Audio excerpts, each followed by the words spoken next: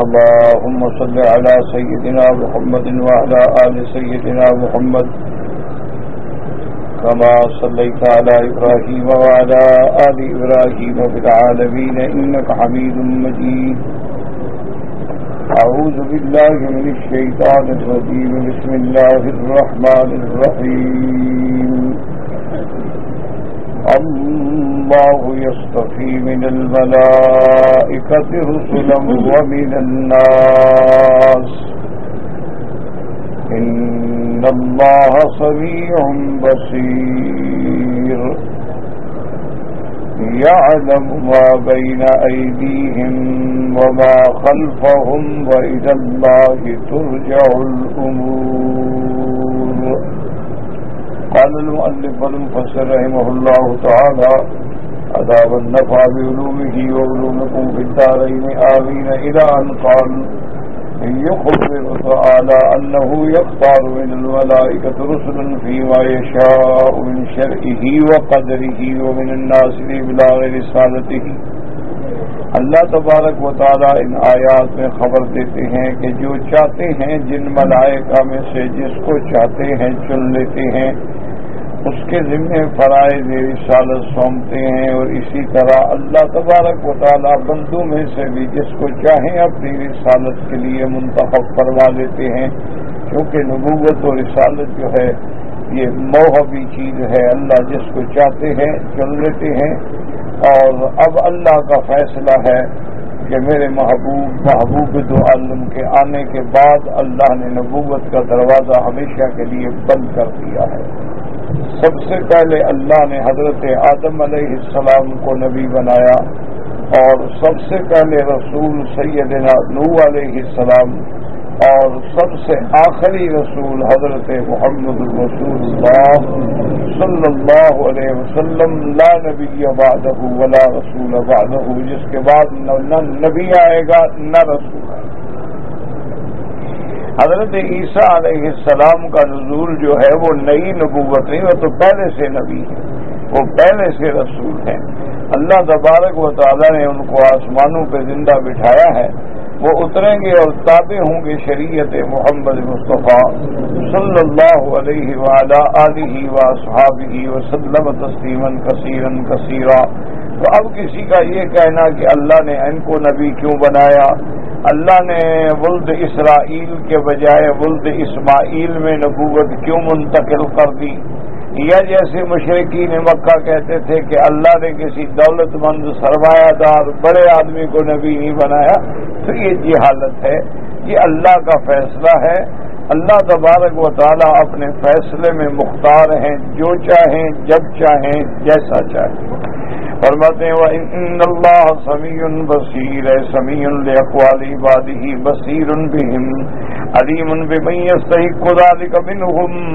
اللہ اپنے بندوں کی ہر بات کے سننے والے، دیکھنے والے ہیں اور جاننے والے ہیں کہ کون کس چیز کا مستحق ہے. اللہ کے آگے کوئی چیز چھپی ہوئی نہیں ہے.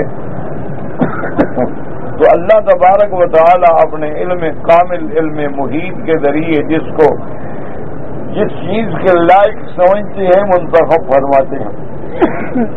جیسے اللہ نے فرمایا اللہ اعلم حیث یجعل رسالتہ وقولہ ویعلم ما بین ایدیہم وما خلفہم وإلی اللہ ترجع الامور. ای یعلم ما یفعل برسلہ فیما ارسلہم بہ فلا یخفی علیہ شیء من امورہم. اللہ تبارک و تعالی جاننے والے ہیں جو آگے ہے جو پیچھے ہے، اور اسی کی طرف امور میں لوٹنا ہے. سب نے اسی کی طرف لوٹ جانا ہے، اور ہر چیز اللہ کے علم کامل کے اندر ہے. اور اللہ جانتے ہیں یعلم ما یفعل برسلہ فیما ارسلہم بہ. اللہ یہ بھی جانتے ہیں کہ وہ اپنے رسولوں کے ساتھ کیسا معاملہ فرمائیں گے. فلا یخفی علیہ شیء من امورہم. اللہ تبارک و تعالیٰ پہ کوئی چیز مخفی نہیں، چھپی ہوئی نہیں. جیسے فرماتے ہیں عالم الغیب فلا یظہر علی غیبہ احدا الی قولی واسع کل شیء عددا وهو سبحانہ رقیب علیہم. اللہ تبارک و تعالیٰ تمام پہ نگران نگہبان ہیں.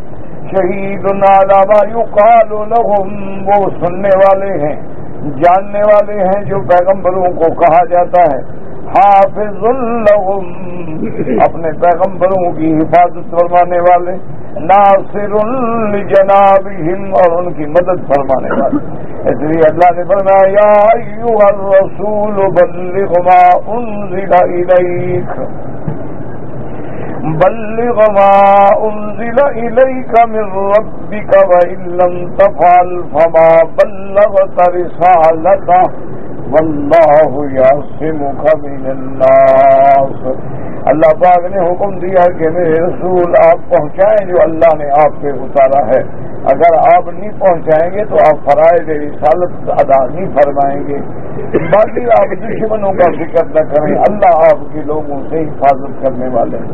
اور اس کے بعد فرماتے ہیں یا ایھا الذین آمنوا ارکعوا واسجدوا واعبدوا ربکم وفعلوا الخیر لعلکم تفلحون وجاہدوا فی اللہ حق جہادہ هو اجتباکم وما جعل علیکم فی الدین من حرج ملت ابیکم ابراہیم هو سماکم المسلمین من قبل وفی ھذا ليكون الرسول شهيدا عليكم وتكونوا شهداء على الناس فأقيموا الصلاة وآتوا الزكاة واعتصموا بالله هو مولاكم فنعم المولى ونعم النصير۔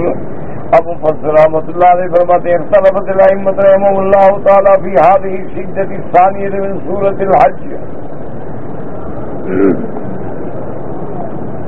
ائمہ کرام میں اختلاف ہے کہ سورۃ الحج کا یہ دوسرا سجدہ جو ہے کیا یہ بھی سجدہ تلاوت ہے یا نہیں۔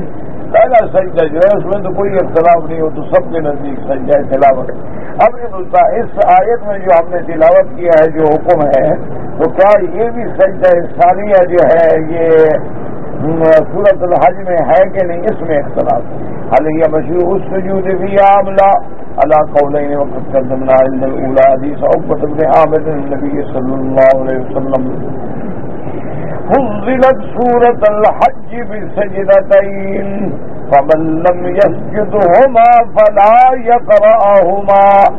ابو فضل رحمۃ اللہ علیہ فرماتے ہیں کہ بعض ائمہ جیسے امام احمد بن حنبل رحمۃ اللہ علیہ کے نزدیک یہ دوسرا سجدہ جو ہے یہ بھی سجدہ تلاوت ہے، کیونکہ ایک حدیث مبارک ہے عقبۃ بن عامر سے کہ حضور پاک نے فرمایا کہ اللہ نے اس سورت کو فضیلت دی ہے کہ اس ایک سورت میں دو سجدے ہیں، تو جو دونوں سجدے نہ کرے وہ اس کی تلاوت بھی نہ کرے۔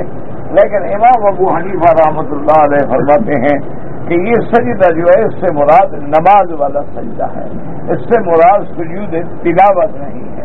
یہ تو اللہ تبارک و تعالی نے رکوع کا بھی ذکر فرمایا ہے، سجود کا بھی ذکر فرمایا ہے، اور اللہ نے مطلقاً عبادت کا بھی ذکر فرمایا ہے کہ وَاعْبُدُوا رَبَّكُمْ وَافْعَلُوا الْخَيْرَ لَعَلَّكُمْ تُفْلِحُونَ۔ تو اسی لیے وہ فرماتے ہیں کہ اس سے مراد نماز کا سجدہ تو ہے لیکن تلاوت کا سجدہ نہیں ہے۔ جو حدیث مبارک ہے تو امام صاحب رحمۃ اللہ علیہ فرماتے ہیں کہ اس میں کافی کلام ہے حدیث مبارک۔ بہرحال بعض ائمہ سجدہ کرتے ہیں اور بعض نہیں کرتے ہیں، یہ اعلیٰ اولا کی باتیں ہیں، کوئی کر لے تو اچھی باتیں نہیں کرے گا تو بہرحال احناف کے نزدیک گنہگار نہیں ہوگا۔ تو یہ کوئی مسئلے ایسے نہیں ہوتے جن کو آدمی اختلاف سمجھے یا لڑائی سمجھے، تو اعلیٰ اولا کی باتیں ہیں۔ اب تو بلا وجہ لوگوں نے ان کو فساد بنا دیا، جیسے بعض ائمہ کے نزدیک آمین زور سے کہنا افضل، بعض ائمہ کے نزدیک آمین آہستہ کہنا افضل ہے۔ تو کوئی لڑائی والا تو مسئلہ ہی نہیں، کوئی اس میں اختلاف والی بات ہی نہیں ہے۔ بعض کے نزدیک اولا یہ ہے کہ زور سے کہی جائے، اور بعض ائمہ فرماتے ہیں کہ نہیں، آمین کا معنی ہے دعا، اللہم استجب، کہ یا اللہ یہ دعا قبول فرما۔ اور جہاں تک دعا کا تعلق ہے تو وہ نص قرآنی ہے کہ دعا ہمیشہ آہستہ مانگی جائے، ادعوا ربکم تضرعا وخفیہ، اسی لیے اللہ فرماتے ہیں کہ جب زکریا علیہ السلام نے دعا مانگی اذ نادى ربه نداء خفيا تو انہوں نے بھی دعا آہستہ سے مانگی۔ اس لیے فلسفہ دعا یہ ہے کہ آہستہ مانگی جائے۔ یہ جو لوگ چیخ چیخ کے اور 10 بندے مل کے طوافوں میں دعا کرتے ہیں یہ تو ناجائز ہے، یہ تو خلاف شریعت ہے۔ دعا کا تو معنی یہ ہوتا ہے کہ بندے کے درمیان میں اور اللہ کے درمیان میں ایک درخواست ہے جو بندہ پیش کر رہا ہے، اور پھر دعا کے آداب ہیں کہ پہلے درود شریف پڑھیں، اس کے بعد حمد و ثنا کریں، اور اس کے بعد پھر جو دعا ہے اس کو کم از کم 3 دفعہ دہرائیں۔ یعنی جو بھی دعا حضور پاک جب دعا مانگتے تھے اذا دعا ثلاثا، جب دعا مانگتے تو 3 دفعہ فرماتے تھے دعا، اس لیے جب بھی دعا کے کلمات کہیں وہ 3 دفعہ کہیں، اور جب دعا ختم کریں تو درود شریف پڑھیں، کیونکہ حدیث مبارک میں آتا ہے کہ درود تو اللہ کی طرف آسمانوں میں جائے گا، قبول بھی ہوگا، تو جب اول بھی درود ہو آخر بھی درود ہو تو درمیان میں اللہ بھی نہیں ٹھکرائیں گے۔ اور دوسری بات یہ ہے کہ دعا میں جب دعا کرو تو یقین اور ایقان کامل ہو، اور جب دعا کریں تو یہ بھی نہ ہو کہ اتنا عرصہ ہو گیا ہے دعا مانگ رہا ہوں یار میری دعا منظوری نہیں ہوتی، تو یہ چیزیں جو ہیں ایمان کے خلاف ہیں۔ اللہ چاہے تو پیغمبروں جب دیکھیں یعقوب علیہ السلام کی دعا کتنے عرصے کے بعد سنی، حضرت ایوب علیہ السلام کی دعا کتنے عرصے کے بعد سنی، حضرت یوسف علیہ السلام قید خانے میں بیٹھے رہے، تنگیاں برداشت کرتے رہے اور کتنے عرصے کے بعد دعا کی۔ یہ تو اللہ کی مرضی ہے، وہ چاہے تو فوراً سن لیں، وہ چاہے تو مدتوں کے بعد سنیں، وہ چاہے تو سال ہر سال گزر جائیں اور بعد میں سنیں۔ تو اس لیے آدمی کو کبھی مایوس بھی نہ ہو، اللہ کی رحمت سے نہ امید بھی نہ ہو، اور دعا جو ہے بالکل دل اور دماغ جب حاضر ہو پوری توجہ سے دعا کرے، اول میں بھی درود شریف پڑھے اور آخر میں بھی درود شریف پڑھے اور اللہ کی حمد و ثنا کرے۔ سب سے افضل یہ ہوتا ہے کہ سورۃ فاتحہ پڑھ لی کہ اس میں حمد بھی آ گیا، تحمید بھی آ گئی، تمجید بھی آ گئی، اس کے اندر توحید بھی آ گئی، عبادت اخلاص بھی آ گئی، تمام مسائل مہمہ بھی آ گئے، اور افضل الدعا بھی ہو گئی کہ اہدنا الصراط المستقیم صراط الذین انعمت علیہم غیر المغضوب علیہم ولا الضالین۔ اور حضور جب دعا مانگتے ہیں اس اللہم انک عفو تحب العفو فاعف عنا 3 دفعہ دعا مانگے، تو جب بھی آدمی دعا کرے اور 3 دفعہ دعا کرے، اور اسی طرح بالکل یقین کامل ہو کہ میں ہاتھ اٹھا کے یہ اللہ کے دروازے پہ جو کشکول لے کے بیٹھا ہوں اللہ اس کو خالی نہیں فرمائے، کیونکہ اللہ فرماتے ہیں میری رحمت کو حیا آتی ہے کہ میرے بندہ ہاتھ اٹھائے میں کیسے خالی کروں۔ باقی یہ ضروری نہیں ہوتا کہ ہم جو مانگے مل جائیں، کبھی جو مانگتے ہیں وہ مل جاتا ہے، کبھی اس دعا کے بدلے میں اللہ مصیبتیں ٹال دیتے ہیں، اور کبھی ہماری دعاؤں کو ذخیرہ بنا دیتے ہیں جن کا بدلہ ہمیں قیامت میں ملے گا۔ تو دعا تو کسی طرح خالی جاتی نہیں۔ یہ کہنا کہ میری دعا منظور نہیں ہوئی، یا دیکھو جی اب مسلمان کتنی تکلیفوں میں ہیں، ابتلا میں ہیں، آخر رو رہے ہیں، مانگ رہے ہیں لیکن اللہ نہیں سنتے، یہ اللہ کی سنت اللہ ہے۔ وہ چاہیں تو حضور نے ہاتھ اٹھائے اور دعا مانگی، ایک صحابی کھڑے ہو گئے، انہوں نے کہا کہ یا رسول اللہ ہلک المال والعیال، مدینے پاک میں بارش نہیں ہوئی ہے اور بارش نہ ہونے کی وجہ سے زمینیں بنجر ہو گئی ہیں، جانور مر رہے ہیں، گھاس نہیں ہے، مہربانی فرما کے دعا مانگے۔ تو صحابہ کہتے ہیں کہ حضور پاک نے ہاتھ اٹھائے اور اسی جمعہ کے خطبے میں دعا مانگی کہ اللہم انزل علینا الغیث ولا تجعلنا من القانطین، اللہم سقیا رحمت لا سقیا عذاب، اللہم اسق عبادک وبہائمک وانشر رحمتک، اللہم لا تجعلنا من القانطین۔ تو صحابہ کہتے ہیں کہ ابھی حضور نے ہاتھ نہیں ہٹائے، ابھی ہاتھ نیچے نہیں آئے کہ بادل جوش میں آ گئے۔ کہ جب ہم جمعہ پڑھ کے نکلے تو صحابہ کہتے ہیں گھٹنے گھٹنے تک پانی آ چکا تھا مدینے کی، اتنا زور سے بارش برس، اور پھر وہ بارش جو ہے ایک دن نہیں اگلا جمعہ آ گیا، پورا ہفتہ بارش ہو رہی۔ پھر ایک صحابی کھڑے ہونے کا یا رسول اللہ اب تو بارش اتنی ہو گئی ہے کہ ہم مر جائیں گے، جانور بیچارے گھروں میں بندے ہوئے ہیں کہاں لے جائیں، اور گھاس ہے نہیں کہاں نکلے کیسے، مہربانی کر کے دعا فرمائیں۔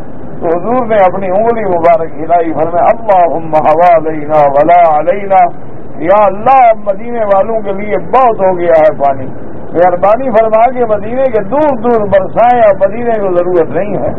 صحابہ فرماتے ہیں جو جو انگلی کا اشارہ ہوتا گیا بادل چھٹتے گئے اور نماز پڑھ کے نکلے، سورج نکلا ہوا۔ تو کبھی یہ بھی ہوتا ہے کہ دعا پیغمبر نے ہاتھ اٹھائے اور فوراً ہو گیا، اور کبھی جناب دیکھیں کہ یوسف علیہ السلام کا بچپن ہے، بچپن میں جدا ہوئے اور ملے کب؟ جب بادشاہ بن چکے تھے، کتنے سال گزر گئے، اور روتے روتے یعقوب علیہ السلام کی آنکھیں سفید ہو گئی۔ اللہ کا قرآن ہے کہ اسفا علی یوسف وابیضت عیناہ من الحزن فہو کظیم، غصہ اور اپنے ہم اور غم کو دباتے دباتے روتے روتے روتے فراق یوسف میں آنکھیں مبارک جو تھیں وہ سفید۔ لیکن اللہ کے پیغمبر کو یقین تھا کہ خواب سچا ہے، یوسف نے جو خواب دیکھا ہے وہ حق ہے، ایک دن تعبیر ملے، لیکن کب؟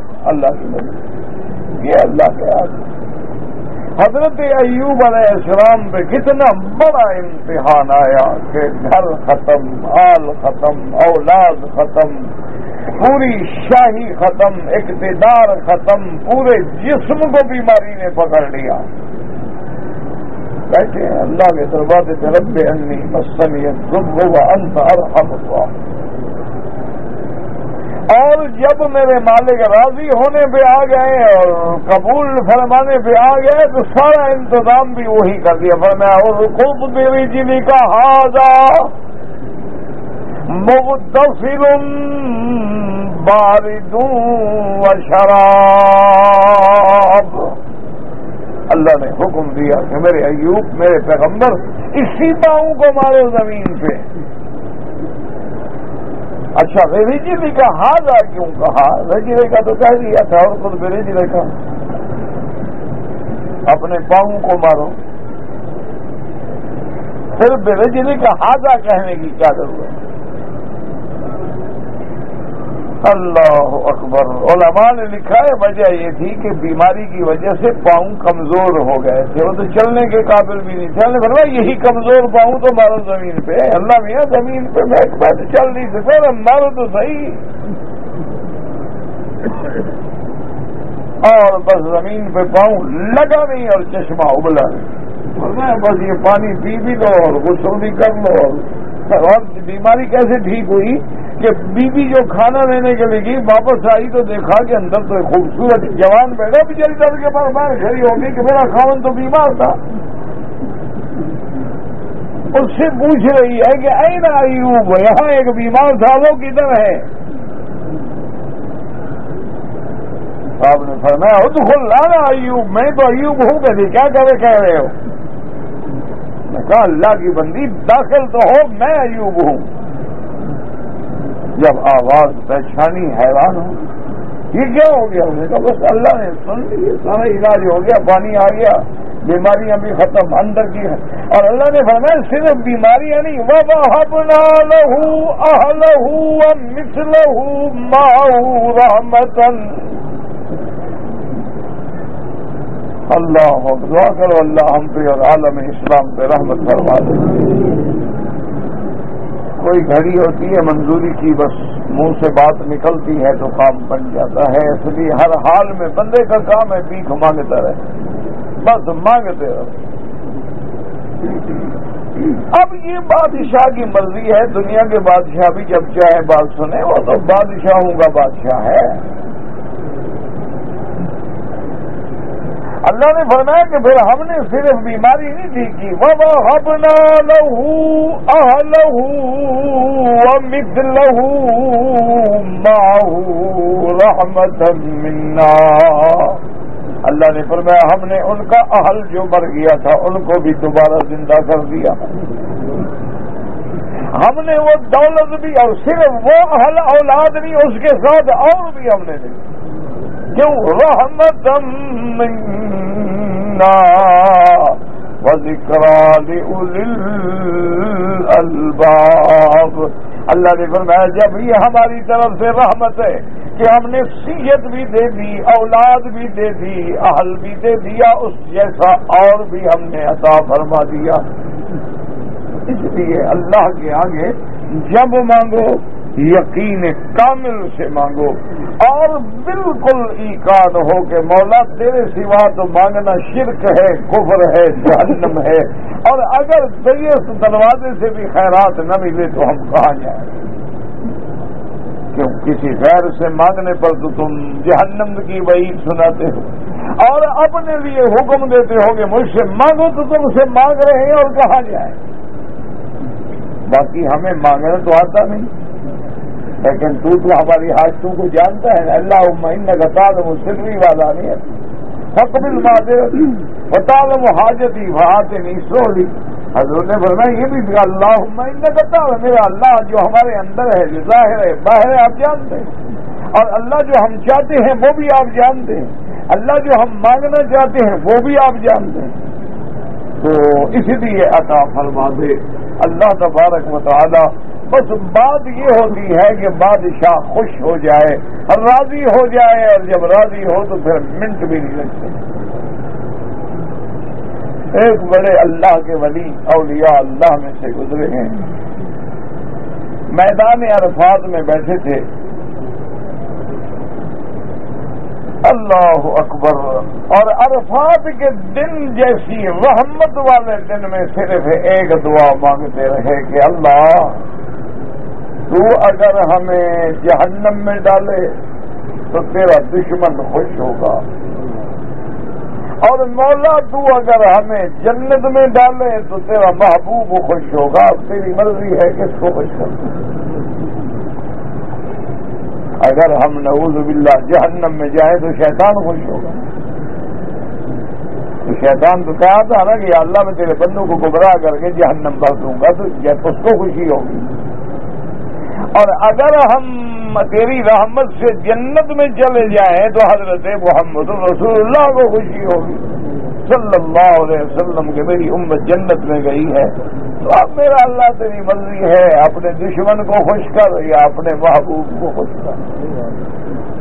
تو بس وہاں تو پھر میرا بھائی رحمت کے فیصلے ہوتے ہیں، وہاں لفظ بھی نہیں دیکھے جاتے، وہاں یہ بھی نہیں دیکھا جاتا کہ دعا تم نے عربی میں مانگی ہے کہ فارسی میں مانگی ہے، وہاں یہ بھی نہیں دیکھا جاتا کہ دعا جو ہے تمہاری الفاظ کیسے تھے اور ادب کیسا تھا، بلاغت فصاحت کیسی تھی، ہاں تو یہ دیکھا جاتا ہے کہ دل سے نکلی ہے دعا میری نکلی، بس اگر دل سے نکلی ہے تو وہ خالی کبھی جا ہی نہیں سکتی۔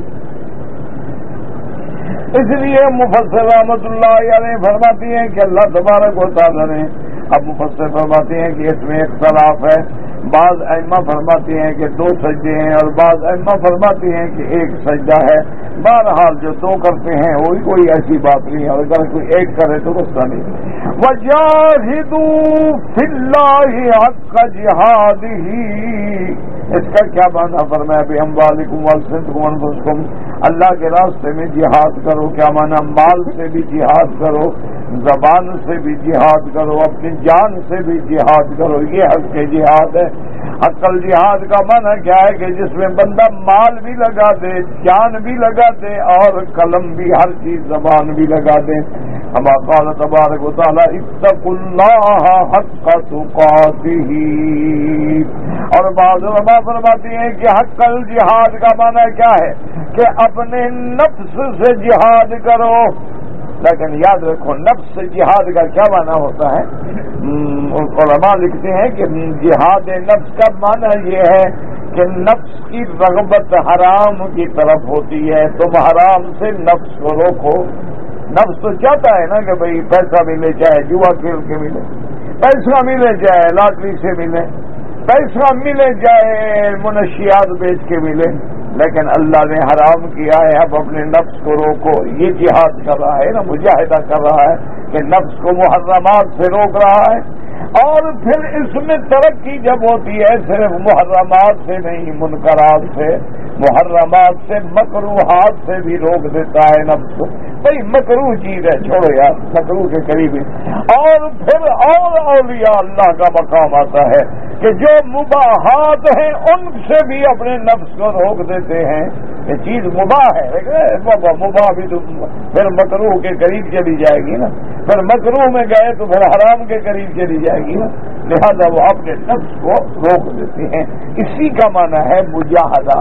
یہ جو تم سنتے ہو نا کہ اللہ والے مجاہدہ کرواتے ہیں, وہ یہی مجاہدے ہوتے ہیں, یہی جہاد ہوتا ہے. وہ کوئی قرآن و سنت کے خلاف نئی بات نہیں ہوتی. نعوذ باللہ. صحیح معنی میں صوفی ہوتا وہ ہے کہ جس کے ایک ہاتھ میں قرآن ہو اور دوسرے ہاتھ میں حدیث محمد مصطفیٰ صلی اللہ علیہ وآلہ آلہ واصحابہ وسلم تسلیما کثیرا کثیرا. اور جو لوگ سنت کے منکر ہیں وہ صوفی نہیں ہوتے, وہ دجال ہوتے ہیں. کل ایک آدمی نے مجھے ٹیلی فون کیا, مسئلہ پوچھا. اس نے کہا جی میں اپنے والد کو حج کروانا چاہتا ہوں. اچھی بات ہے بھائی. اس نے کہا جی لیکن مشکل یہ ہے کہ میرے والد جس پیر کے مرید ہیں ان کا حکم ہے کہ بھائی بال جو ہیں وہ بڑے لمبے لمبے رکھو. تو انہوں نے لمبے بال رکھے ہوئے ہیں, زلفیں رکھی ہوئی ہیں. تو مرشد کے پاس وہ گئے تھے کہ میرا بیٹا مجھے حج پہ بلا رہا ہے. اس نے کہا حج پہ جانا, بال نہیں کٹانے, یہ میرا حکم ہے. ہاں جی وہ تو بال تو کٹانے پڑیں گے عمرے میں, حج میں. کہا نہیں کوئی, بس میرا جب حکم ہے تو پھر کیا. آپ اس کو کیا کہیں گے؟ آپ ولی اللہ ہیں, یہ صوفی ہے. بھائی اللہ قرآن میں کہتا ہے محلقین رؤوسکم ومقصرین لا تخافون. اور پھر سب سے بڑی بات یہ ہے کہ محبوب دو عالم رحمت دو عالم نے اس طرح پھروایا ہے.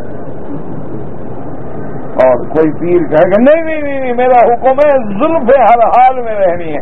ان کو انہوں نے کہا جی تھوڑے سے نیچے سے تھوڑے سے کاٹ لوں گا. چلو امام شافعی رحمۃ اللہ علیہ کے مطابق نہیں نہیں ہاتھ ہی نہیں لگا رہے, حج چھوڑ دو, میرے حکم کی سلامتی.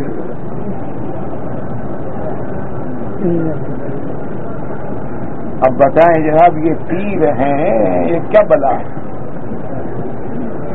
پھر کہتے ہیں لوگ دیکھو جی یہ بزرگوں کے مخالف, یہ بزرگی ہے یا شریعت کے خلاف حکم ہے؟ انا للہ و انا الیہ راجعون. یاد رکھو کہ شریعت ایسی چیز ہوتی ہے کہ حضرت حاجی صاحب رحمت اللہ علیہ کے بارے میں لکھتے ہیں کہ وہ بعض مسائل میں تھوڑا نرم ہو گئے تھے. حاجی امداد اللہ مہاجر مکی رحمت اللہ علیہ, کچھ مسائل ایسے تھے اس میں ان کے تفردات تھے اور کچھ نرم تھے. تو کسی نے حضرت گنگوہی رحمت اللہ علیہ سے جا کے کہا, انہوں نے کہا کہ حضرت گنگوہی سے کہ حضرت آپ کے پیر جو ہیں, آپ کے مرشد جو ہیں, وہ اس معاملے میں بڑی نرمی فرماتے ہیں اور آپ بڑی سختی کرتے ہیں. آپ اپنے پیر کی مخالفت کر رہے ہیں. فرمایا ہم نے پیر اس لیے تو نہیں بنایا تھا کہ شریعت پوچھیں گے اس سے. نہیں یہ آپ کو غلط فہمی. انہوں نے کہا ہم نے پیر بنایا تھا اپنی اصلاح نفس کے لیے, اپنے تزکیہ باطن کے لیے. جہاں تک شریعت کا تعلق ہے اللہ نے ہمیں علم دیا ہے, ہم قرآن و سنت سے فیصلہ کریں گے. لاکھ ہمارا پیر ہماری مخالفت کریں گے.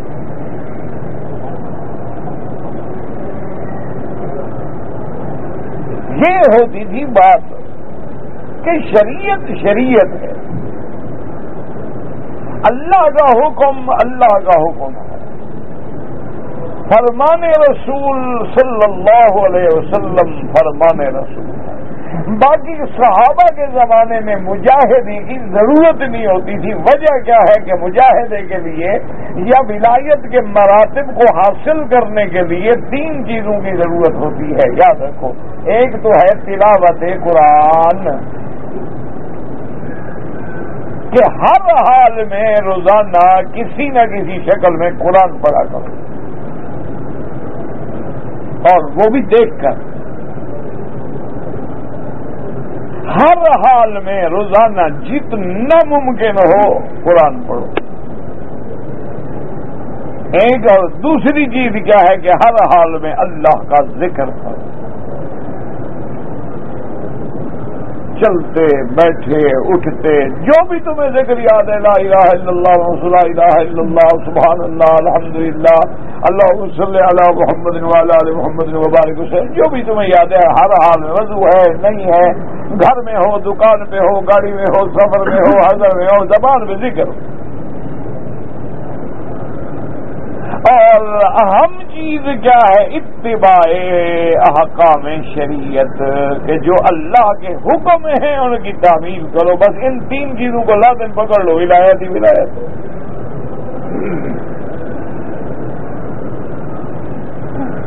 بعد میں علماء جو ہے نا جی وہ اس طرح ہوتا ہے، جیسے ہمارے جسمانی بیماریاں ہیں نا جی، تو ڈاکٹر دیکھتے ہیں کہ بھئی یہ بیماری تھوڑی سی بس پین کلر دینے سے ٹھیک ہو جائے گا، اچھا بھی 2 دن تم پیناڈول کھا لو، ہر 8 گھنٹے کے بعد 2 گولیاں، مجھے ٹھیک نہیں ہو رہا، بخار بھی ہے، ان کا ہاں انفیکشن ہو گیا، اب تمہیں اینٹی بایوٹک بھی لینا پڑے گا، اینٹی بایوٹک بھی دے دیا، ان کا نہیں اب خاص سیرپ کھانسی کے لیے شربت بھی ساتھ لے لو، تو مرض کے مطابق اس طرح پھر بزرگوں نے ہماری اصلاح کے لیے جو ہے وہ کچھ انہوں نے بھی راستے بنائے ہیں، اس کو دین نہیں سمجھتے، اصول الی الدین کا ذریعہ سمجھتے۔ جیسے بزرگوں نے فرمایا ہے کہ بس 4 چیزوں کو لازم پکڑو، کیا؟ قلت، جتنا تھوڑا کھاؤ گے تو رات کو جاگو گے، نماز بھی پڑھو گے، سکون ہوگا، اگر پیٹ بھر کے آدمی سوئے گا تو کیا اٹھے گا؟ قلت طعام۔ دوسری چیز کیا ہے؟ قلت منام، نیند تھوڑی کرو، زیادہ جاگو، نیند کا وقت تو آگے قبر میں بہت بڑا ہے۔ یہی محنت ہے نا جو اللہ نے اپنے نبی کے ذمہ لگائی تھی نا کہ یا ایھا المزمل قم اللیل الا قلیلا نصفہ او انقص۔ تو پہلی چیز کیا تھی؟ قلت طعام، کہ کھانا تھوڑا کھاؤ، اگر 2 کلو حلوہ اندر پڑا ہو تو حجت نہیں ہوتی انشاءاللہ، پھر صبح کو لوگ اٹھائیں تو اٹھے گا، خود نہیں اٹھتا۔ قلت طعام، قلت منام اور قلت کلام۔ تیسری چیز کیا ہے کہ لوگوں سے بلا وجہ نہ باتیں کرو، جی کیا حال ہے، اچھا فلانے کی سناؤ، اچھا فلانے کی سناؤ، ایسے بکواس کر رہا ہے، کیا ضرورت ہے؟ نہ لینا نہ دینا نہ قصہ نہ کہانی۔ قلت کلام، جتنی زبان بند رکھو گے اتنی اللہ کی رحمتیں آئیں۔ تو فرماتے ہیں قلت طعام، قلت منام، قلت کلام۔ اور اسی طرح علماء فرماتے ہیں کہ قلت الاختلاط مع الانام، کہ لوگوں سے زیادہ گھلو ملو نہیں، الگ رہو بس۔ کیوں؟ جب لوگوں کے پاس جاؤ گے دیکھو گے یار اس کی کار تو بڑی اچھی ہے، اللہ نے مجھے پتہ نہیں کیوں نہیں دی، آ گئی نا ناشکری، یار اس نے گھر دیکھو بڑا خوبصورت محل بنایا ہے، جب ملو گے نہیں تو جھگڑے کیا؟ جب تم دور رہو گے تو جھگڑے نہیں ہوں گے۔ اور اسی طرح یہ پھر مجاہدات تھے، یہ طریقے تھے ہماری اصلاح کرنے کے لیے۔ اسی لیے جیسے بعض بزرگوں نے طریقہ بتلایا کہ نظر بر قدم، کہ اپنی آنکھوں کو پاؤں پہ رکھو، نظر نیچے ہوگی تو کسی عورت کے چہرے پہ نہیں پڑے گی نا۔ قرآن کیا کہتا ہے؟ کل للمؤمنین یغضوا من ابصارہم، اپنی نظروں کو نیچے کرو۔ یہی صوفی کا معنی ہوتا ہے قرآن کے تابع ہو، حدیث کے تابع ہو۔ اس لیے وہ کہتے ہیں جی کہ نظر بر قدم، خلوت در انجمن، کیا مانا ہے؟ لاکھوں لوگوں میں بیٹھے ہو اور دل کا تعلق اللہ سے جڑا ہو۔ لاکھ لوگ سنا رہے ہیں، کسے کہانیاں باتیں کر رہے ہیں، کرتے رہیں، تمہارا تعلق اپنے ذکر اللہ۔ تو یہ طریقے ہوتے تھے مجاہدے کے کہ اپنے نفس سے جہاد کرو، کہ اس کو حرام سے روکو، گناہوں سے روکو، محرمات سے روکو، اور مکروہات سے روکو، اور بعض اوقات اس کو بلا وجہ مباحات جو ہیں ان سے بھی روکو، اور بعض اوقات چیز حلال بھی ہے، کھانا بھی ٹھیک ہے، لیکن تھوڑا سا نفس کو مار دینے کے لیے دل کر رہا ہے کہ جی آج تو کسی اچھے ہوٹل میں بیٹھ کے بڑی فرسٹ کلاس کھانا کھائیں، چھوڑو یار نہیں کھاتے، بس ٹھیک ہے زمزم پی کے سوتے ہیں، تھوڑا نفس کو رگڑا دو، یہ بڑا شریر ہوتا ہے، جب تک اس کو رگڑا نہ بھی لینا یہ ٹھیک نہیں ہوتا۔ تو اسی طرح اور سب سے بڑی بات جو ہے وہ ہے صحبت صالحین، اچھے لوگوں کی صحبت اختیار کرو، اور اپنے بچوں کو بچانا ہے تو بچوں کے دوستوں پہ نظر رکھو گے، تمہارے بیٹے کے دوست کون ہیں، تمہاری بیٹی کی سہیلیاں کیسی ہیں، کن کے گھر میں جاتی ہے، ماحول کیسا ہے، لباس کیسا ہے، ان کا انداز کیسا ہے۔ تمہارے دوست بیٹے کا، تمہارا بیٹا سگریٹ نہیں پیتا لیکن سگریٹ پینے والوں کا دوست ہے، اس کا معنی شروع ہو جائے گا۔ تو اسی لیے علماء نے فرمایا حق الجہاد کا معنی یہی ہے کہ ایک تو اللہ کے راستے میں جہاد ہے نا کہ اپنے مال سے، اپنی زبان سے، اپنے نفس سے جہاد کرو، اور ایک جہاد ہے اپنے نفس کے خلاف جہاد کرنا، کہ مجاہدہ کرنا کہ اپنے نفس کو کاٹ چھانٹ کے صاف کرو، اور جتنی ادھر ادھر دیکھو نا جی، آپ اپنے ہل نہ چلاؤ تو خود رو پودے پیدا ہو جاتے ہیں نا، پھر بوٹے کو کھا جاتے ہیں۔ آپ نے بوٹا لگا دیا لیکن گوڈی نہیں کی تو وہ ادھر سے گھاس چڑھ گیا، ادھر سے وہ بوٹی چڑھ گئی، ادھر سے وہ بوٹی چڑھ گئی، اصل پودا مر گیا۔ اسی طرح جب ایمان ہے اور ادھر ادھر سے حرام کو نہیں روکو گے تو نتیجہ کیا نکلے گا کہ دل سیاہ ہو جائے گا اور گناہوں کا پتہ نہیں لگے گا۔ تو اس لیے فرماتے ہیں وَجَاهِدُوا فِي اللَّهِ حَقَّ جِهَادِهِ هُوَ اجْتَبَاكُمْ وَمَا جَعَلَ عَلَيْكُمْ فِي الدِّينِ مِنْ حَرَجٍ مِلَّةَ أَبِيكُمْ إِبْرَاهِيمَ، جیسے اللہ نے فرمایا یا ایھا الذین آمنوا اتقوا اللہ حق تقاتہ ولا تموتن الا وانتم مسلمون، واللہ اعلم۔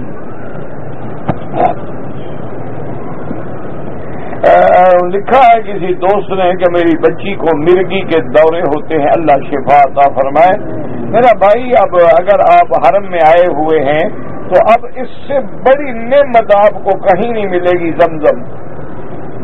تو آپ جو ہے نا بالکل خالص نیت کے ساتھ ہر نماز کے بعد اسے زمزم پلائیں، اور اتنا پلائیں کہ زمزم ناک سے نکلنے لگ جائے، اور سر پہ بھی ڈالے، منہ پہ بھی ڈالے، اور اگر اللہ توفیق دے تو خود سورت فاتحہ پڑھ کے دم کر لیں، کسی پیر فقیر کی ضرورت نہیں ہے، قرآن ہے، تم مسلمان ہو، خود پڑھو، خود بچی پڑھے، تم پڑھو، اور دم کر کے ہر نماز کے بعد زمزم پلاؤ، اور اسی نیت سے پلاؤ، اور اس یقین سے پلاؤ کہ نبی کی حدیث ہے کہ زمزم ہر بیماری کا علاج ہے، انشاءاللہ یقیناً شفا ہو۔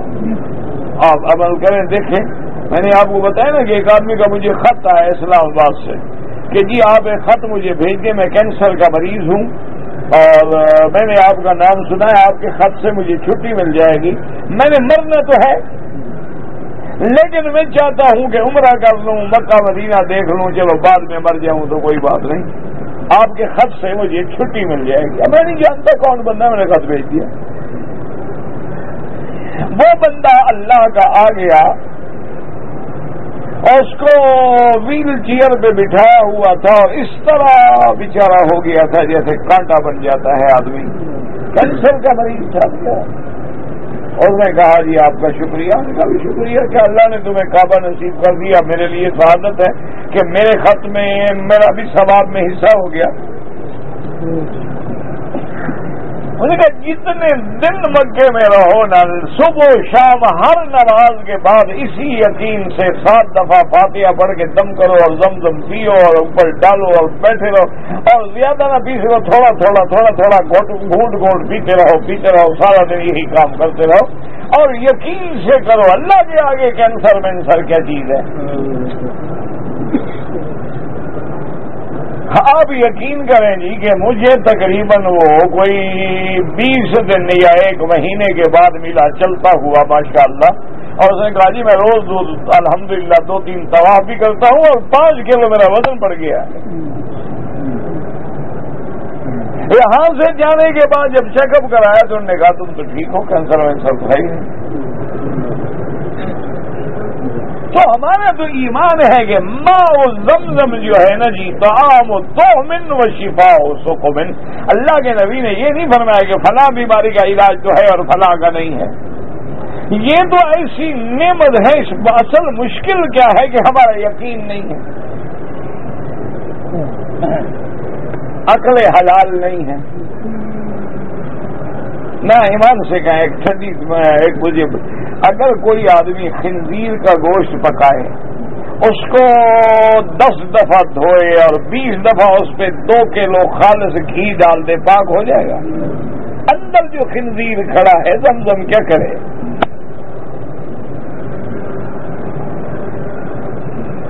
بس اس خنزیر کو مارو تو سارا مسئلہ حل ہے۔ دیکھو نا اندر جو پلیتی کھڑی ہوئی ہے، وہ ایک مثال مشہور ہے نا، ایک مولوی کے پاس ایک بندہ گیا جی کوجی کتا مر گیا ہے، کنویں میں کتنا پانی نکالے؟ اس نے کہا 200 ڈول نکالو۔ اچھا اس نے نکالا بیچارہ نہیں، اور دیہاتی آدمی میرے جیسا کو ان پڑھ ہوگا، وہ پھر خیال آیا کہ یار پتہ نہیں 200 ڈول کافی ہے یا اور بھی نکالے۔ ایک اور مولوی کے پاس گیا، اس نے کہا جی وہ کتا مر گیا، کنویں میں مولوی سے پوچھا تھا، اس نے کہا 200 ڈول۔ انہوں نے کہا یار اس مولوی کو پتہ ہی سارا پانی نکالو۔ 200 ڈول کیا 200 ہو 400 ہو 500 ہو سارا نکالو۔ اس کے بعد پھر ایک اور مولوی کے پاس گیا، اس نے کہا پہلے کتا تو نکالو، پہلے اس نے کہا کتا نکالو پھر ڈول نکالنا، تھوڑا نکالنا، دیکھو کتے کو تو نکالو نا جو اندر پڑا ہوا ہے، جب وہ نہیں نکلے گا ڈول نکالتے رہو کیا پیدا ہو؟ یہ جو اندر ہمارے نفس والا کتا ہے نا، جب تک یہ بھی مرے گا اس وقت تک کچھ نہیں ہوتا۔ لاکھ زمزم پیو، زمزم نے بدن کو پاک کیا، اب دل کا صفایا کون کرے؟ اور دل کا صفایا ہے الا بذکر اللہ تطمئن القلوب، جب تک اس پر اللہ کے ذکر کی مار نہ پڑے یہ ٹھیک نہیں ہوتا۔ توبہ کرو، استغفار کرو، لوگوں کے حقوق دینے ہیں تو ادا کرو، اور حقوق اللہ ہیں تو اللہ کے دروازے پہ سچی توبہ کر لو، اور بندوں کے حقوق ہیں تو فیصلہ کر لو دل سے کہ یا اللہ میں نے دینا ہے، میری مدد کر، میں ہر کسی کا حق ادا کروں۔ اور اس کے بعد دیکھو زمزم پیو، بیماری رہتی ہے، ورنہ تو یہی ہے، تقریریں ہم بھی کرتے رہتے ہیں، آپ بھی سنتے رہتے ہیں بس۔ میں عمرہ کرنے کے لیے آیا، دوران عمرہ میرا پاؤں زخمی ہو گیا، کوئی حرج نہیں، کوئی جرمانہ نہیں، پاؤں بھی تمہارا زخمی ہو شریعت جرمانہ بھی تمہیں کرے۔ یہ جاہلوں نے دماغ میں رکھا ہوا ہے کہ دم دینا پڑتا ہے، دم جو نکل گیا، خون جو نکل گیا، اللہ کے بندے خون تمہارا نکلا ہے، شریعت سزا بھی تم کو دے۔ اچھی کو عقل کی بات ہے بھائی، کے پیچھے نماز ہوتی ہے جب ہے کافر، نماز کس بات کی؟ اللہ کے بندے ہے ہی مشرک، تو مسلمان ہے ہی نہیں، تو مسلمان کے پیچھے نماز ہوتی ہے۔ اگر ہم مدینہ منورہ میں جائیں اور مواجہہ شریف میں کھڑے ہو کر صلاۃ و سلام پڑھیں، بالکل وہاں پڑھیں الصلاۃ والسلام علیک یا رسول اللہ، الصلاۃ والسلام علیک یا حبیب اللہ، دور سے پڑھیں تو درود پڑھیں، اور سامنے کھڑے ہو کے پڑھیں تو الصلاۃ والسلام علیک یا رسول اللہ۔ اسی طرح صحابہ پڑھتے تھے، اسی طرح حتیٰ کہ حضرت عبداللہ ابن عمر جب آتے سلام پڑھتے، اور جب آگے جاتے حضرت ابوبکر پہ پڑھتے، اور پھر وہاں جب جاتے تو کہتے السلام علیک یا ابتی، میرے ابا تم پر سلام ہو، یعنی حضرت عمر کے بیٹے تھے نا۔ میں نے 3 طواف اکٹھے کیے ہیں، پہلے مسئلہ سمجھو، جب 7 چکر ختم ہو جائیں تو ایک طواف پورا ہو گیا، اب دوسرے طواف کے لیے پھر حجر اسود والی جگہ پہ آ کے دوبارہ نیت کرو، یہ نہیں کہ 21 چکر لگا لو تو 3 طواف ہو جائیں گے۔ 7 چکروں کے بعد ایک طواف ختم ہو گیا، اب دوسرے کی نیت کرو، اگر 3 طواف ہو گئے تو بعد میں 2 رکعت کر کے ہر طواف کی پڑھ لو۔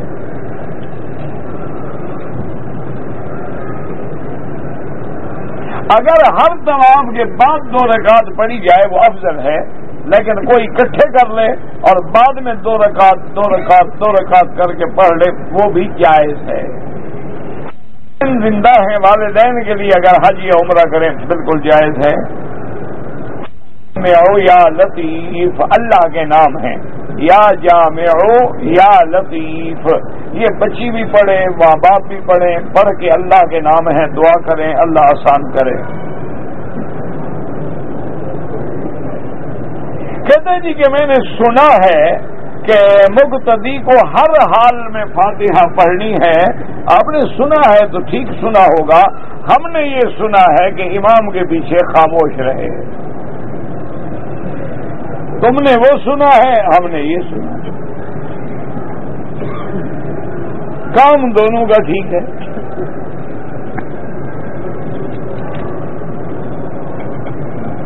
زمزم کو اگر بدن پہ ڈالیں بالکل ڈالیں، غسل کریں بالکل کریں، کوئی مسئلہ نہیں۔ نماز جنازہ کا کیا طریقہ ہے؟ یہی ہے جیسے روز پڑھتے ہو، اور کیا طریقہ ہے؟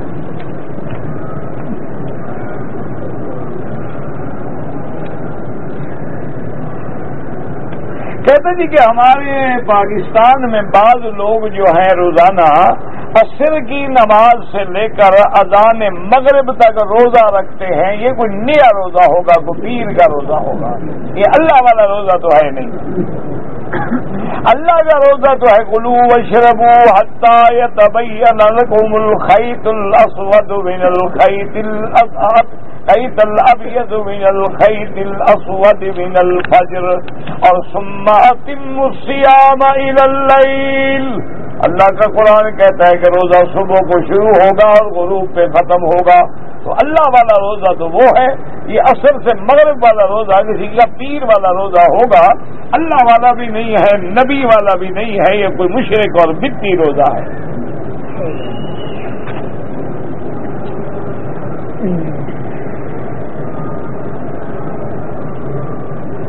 دوران طواف اگر عورت کو حیض آ جائے فوراً طواف چھوڑ کے حرم سے نکل جائے۔ ہاں اگر کوئی عورت ایام حیض میں حرم کے باہر میدان میں بیٹھی رہے اور کعبہ شریف سامنے نظر آتا رہے کوئی حرج نہیں۔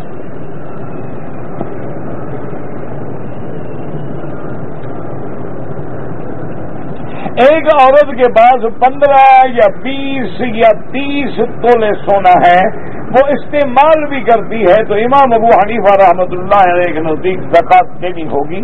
جو موجودہ مارکیٹ ریٹ ہے قیمت کر کے 2.5% زکوٰۃ ادا کرے۔ امام احمد بن حنبل رحمۃ اللہ علیہ فرماتے ہیں کہ عورت جو زیور استعمال کرتی ہے اس پہ زکوٰۃ نہیں ہے۔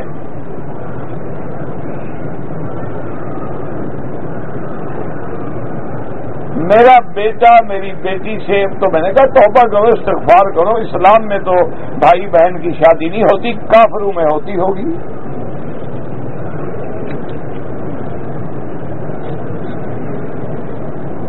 ہاں بہرحال ایام حیض میں عورت مسجد الحرام میں داخل نہ ہو، باہر کے میدانوں میں بیٹھی رہے۔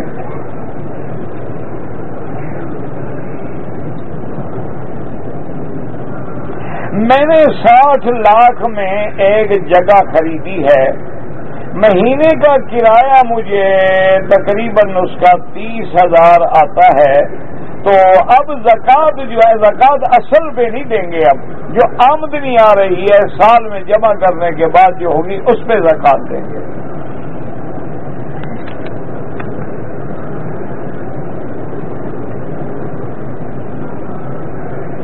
کہتے جی کہ یہاں پر نماز جنازہ میں جب اعلان ہوتا ہے کبھی مرد کا، کبھی عورت کا، کبھی بچے کا، کبھی بچی کا، اور ہمیں پتہ نہیں لگتا ہے، بس جو امام کی نیت وہی تمہاری نیت۔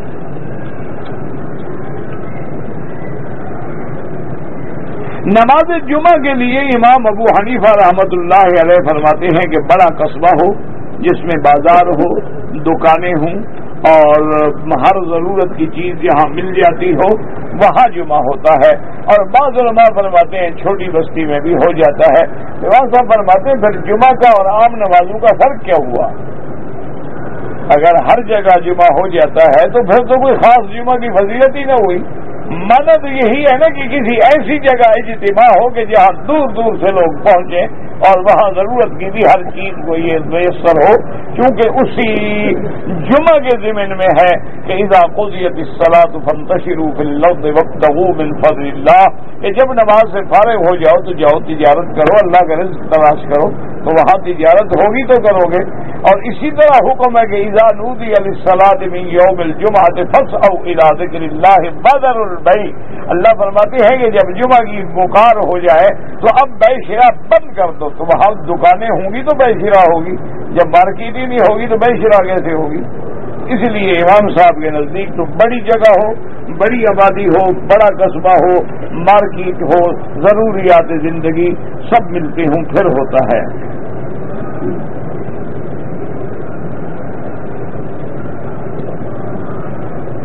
کہتے جی کہ مسلمانوں کے جو بچے ہیں وہ جنتی ہے. ہاں بالکل جنتی ہے. مسلمان کا بیٹا انشاءاللہ جنتی ہے، کیونکہ وہ تو مر گیا نا. ابتدا میں کل مولود یولد علی الفطرہ. طواف الوداع اگر کریں گے اس کے بعد بھی 2 رکعت پڑھیں گے. میدان حشر جو ہے وہ عرفات میں نہیں، شام ہوگا.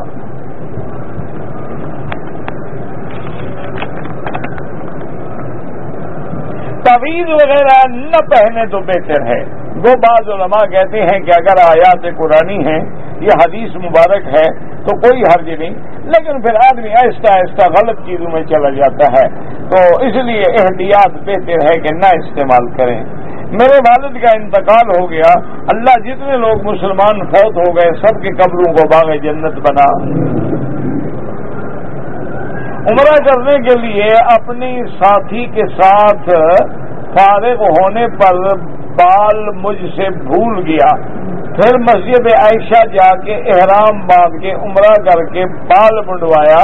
بال جو پہلے عمرے میں بھول گیا، اگر آپ نے کپڑے پہن لیے تھے اور کپڑے پہنے 24 گھنٹے گزر گئے تھے یا 1 دن گزر گیا تو وہ دم الگ دینی پڑے گی. یہ تو دوسرا عمرہ ہے آپ نے جو مسجد عائشہ سے کیا ہے، پہلے عمرے کی غلطی کا کیا تعلق ہے؟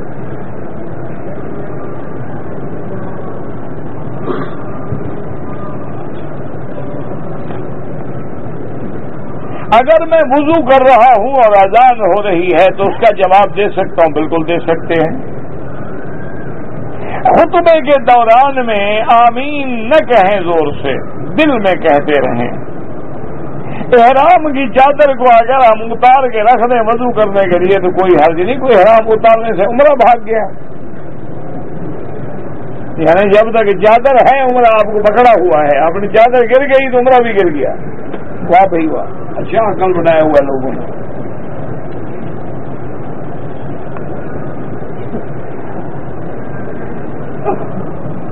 میری بیوی 18 تاریخ کو احرام سفر کی حالت میں طبیعت خراب ہو گئی، حیض ہو گیا. کوئی بات نہیں، اگر عورت نے نیت کی ہے میقات سے، حیض آ گیا، ہوٹل میں رہے، جب پاک ہو جائے غسل کرے، آگے طواف کرے، صفا مروہ دوڑے، بال کٹائے، عمرہ ہو گیا.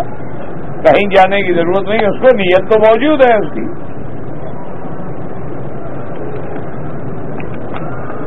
بی بی حلیمہ کہاں کی رہنے والی تھی، طائف کے آگے جگہ ہے بنو سعد.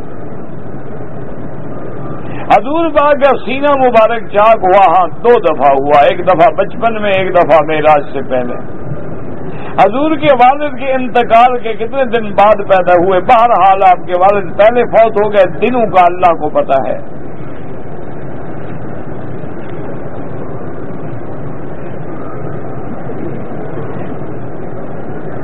بہرحال وسیلہ جو ہے نا جی، اس سے دعا سیدھی اللہ سے مانگیں.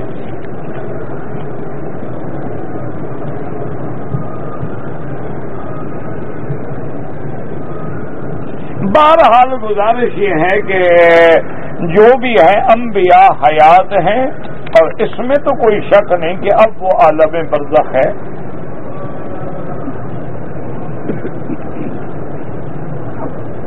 مسجد الحرام میں ایک دوسرے کے چپل لوگ پہن لیتے ہیں، بالکل ناجائز ہے. بغیر اجازت کے کسی کے چپل پہننا جائز نہیں.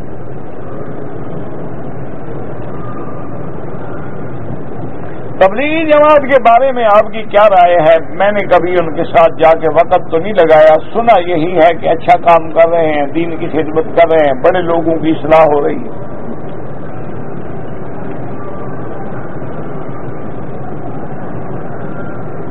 دعا سیدھی اللہ سے کریں۔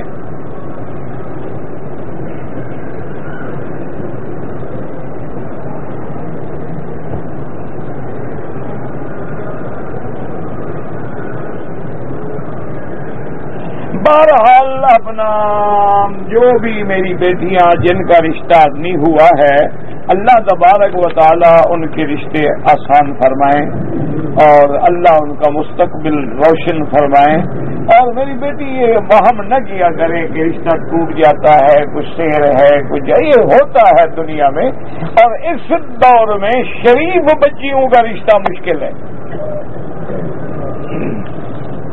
یہ خدا کی قدرت ہے، امتحان میں وہی بچیاں ہیں جو شریف ہیں، باپردہ ہیں، باحیا ہیں، اچھے خاندان سے ہیں اور ہم گھروں میں رہیں۔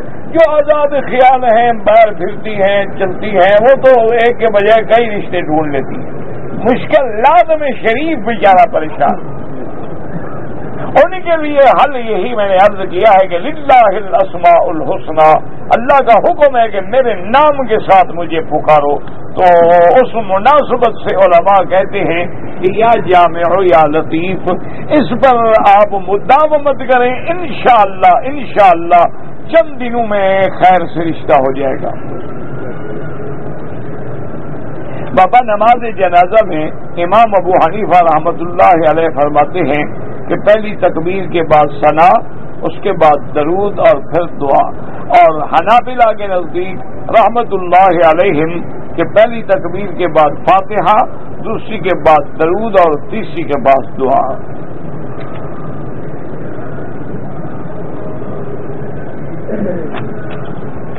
امام ابو حنبل کوئی نہیں، احمد ابن حنبل تو ہیں۔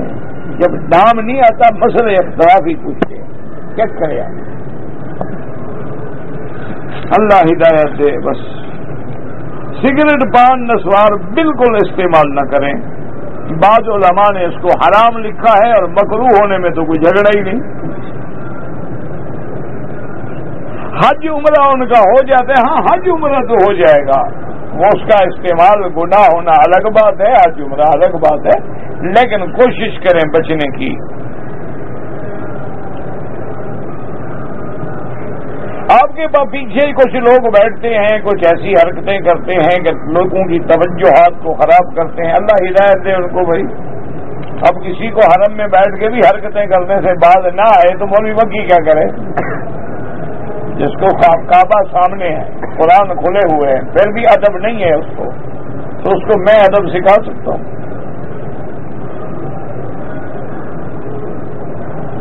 جانور ذبح کے پتہ نہیں کیا لکھا ہے آپ نے، مجھے خود ذبح کرنا نہیں آتا بھائی۔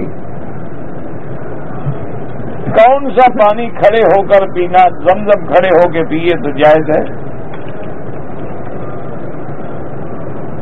عمرہ ختم ہونے کے بعد طواف الوداع ہے، ہاں افضل ہے، واجب نہیں، کوئی نہ کرے تو جرمانہ نہیں ہوگا، لیکن افضل یہ ہے کہ طواف الوداع کریں۔ کیوں؟ پتہ ہے موت حیات کا پھر نصیب ہوگا مکہ کے نہیں ہوگا۔ بیوی فوت ہو گئی ہے اور حق المہر نہیں دیا، یار بڑی جلدی کر رہے ہو، وہ مر گئی ابھی مسئلہ پوچھ رہا ہے، تو اس کے جو وارث ہیں ان کو تو حق المہر تو نہیں چھوٹے گی۔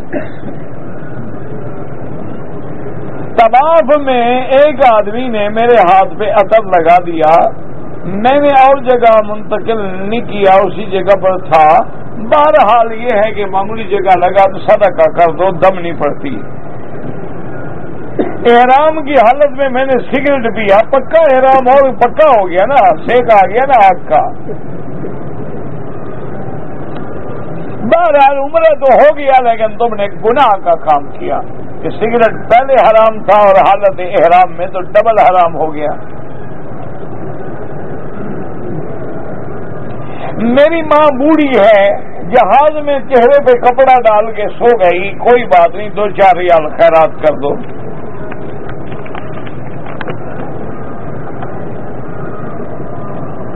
کہتا ہے جی کہ صورت پردہ ہونا چاہیے، بعض عورتیں طواف کے دوران بے پردہ رہتی ہیں. ہاں، بے پردہ رہنا بالکل گناہ ہے، بالکل پردہ کریں اور فتنے کا باعث نہ بنے.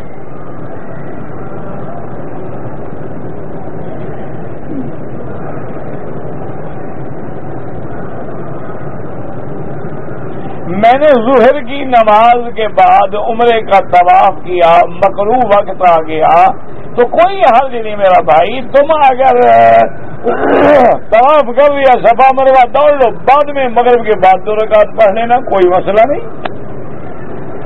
طواف کی 2 رکعت تو دوسرے دن بھی چاہو تو پڑھ لو، کوئی مسئلہ نہیں ہے.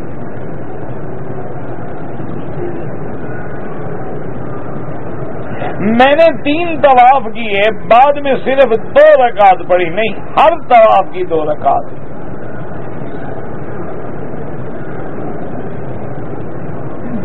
میں اگر آج طواف کر لوں، بعد میں کچھ عرصے کے بعد ثواب نہیں. اگر آپ طواف کرنے کے بعد دعا کریں گے اللہ اس کا ثواب کسی کو دے، اللہ قادر ہے، نفلی عبادت ہے، اللہ ثواب دیں گے. میں نے اور میرے بیٹے نے عمرہ کیا ہے، بال نہیں کٹوائے ہیں، تو بال بھی کٹوائیں اور ایک ایک بکری بطور دم بھی ادا کریں. یہ مسئلہ اگر عمرے سے پہلے پوچھ لیتے تو کیوں بکری بھرنی پڑتی. ربنا تقبل منا انك انت السميع العليم وتب علينا انك انت التواب الرحيم. اللهم اجعل لنا وللمسلمين فرجا مخرجا من كل بلاء عافية يا حي يا قيوم برحمتك نستغيث. اللهم اصلح اولادنا واولاد المسلمين، شبابنا وشباب المسلمين، اصلح بناتنا وبنات المسلمين، ذرياتنا وذريات المسلمين. اللهم انصر الاسلام والمسلمين، اللهم انصر المجاهدين في كل مكان. اللهم استر عوراتنا، آمن روعاتنا، خفض لواتنا، وصلى الله تعالى على خير خلقه سيدنا محمد وعلى آله وصحبه أجمعين. اللهم صل على سيدنا محمد وعلى آل سيدنا محمد.